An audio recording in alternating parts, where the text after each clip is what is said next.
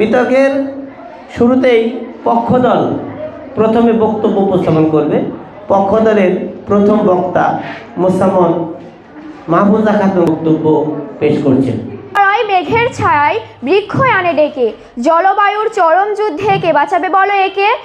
বৃক্ষই তো পৃথিবীর ফুসফুসার প্রাণ, তার মাঝে লুকিয়ে আছে মানব জাতির ত্রাণ।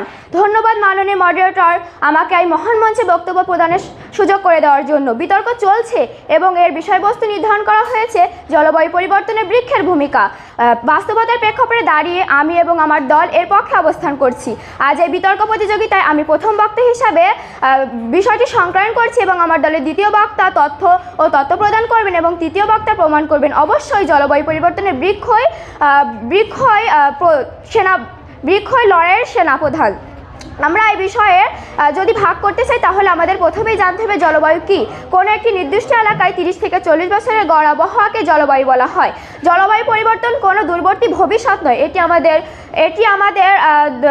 এটি আমাদের বর্তমান নির্মম অবস্থা। আর এর প্রধান কারণ হচ্ছে বিভিন্ন ধরনের গ্যাস, কার্বন ডাইঅক্সাইড। বিজ্ঞান বলেন যে একটি পূর্ণাঙ্গ গাছ বিনামূল্যে প্রায় 48 পাউন্ড কার্বন ডাইঅক্সাইড শোষণ করে। বিজ্ঞানের ভাষায় অ্যামাজন জঙ্গলকে পৃথিবীর ফুসফুস বলা হয়। এটি কোনো কৃত্রিম ফিল্টার নয়, এটি প্রকৃতির নিজস্ব মেকানিজম।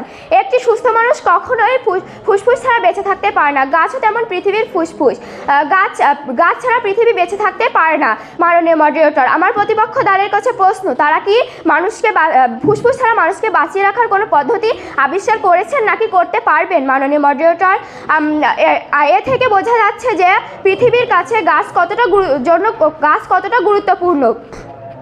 মাননীয় মডারেটর, পরিবেশ বিজ্ঞানীদের মতে একটি দেশের উন্নয়ন সুরক্ষার জন্য 25% বনভূমি থাকা বাধ্যতামূলক, কিন্তু আমরা আধুনিকতার নামে বনভূমি উজাড় করছি। এতে তাপমাত্রা অনিয়মিত হচ্ছে, বায়ুচাপের ওপর প্রভাব পড়ছে এবং বৃষ্টিপাতও নির্ভর করছে গাছের উপর। গাছ জলীয় বাষ্প, বাতাস শীতল এবং মাটির আর্দ্রতা রক্ষা করে।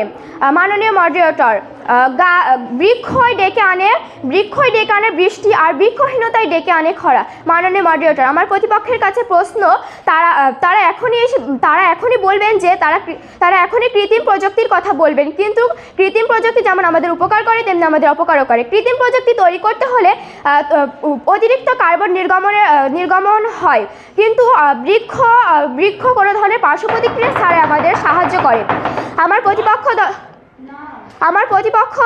আমার দলের অন্যান্য সদস্যরা প্রমাণ করবেন যে বৃক্ষই এর প্রধান সেনাপতি।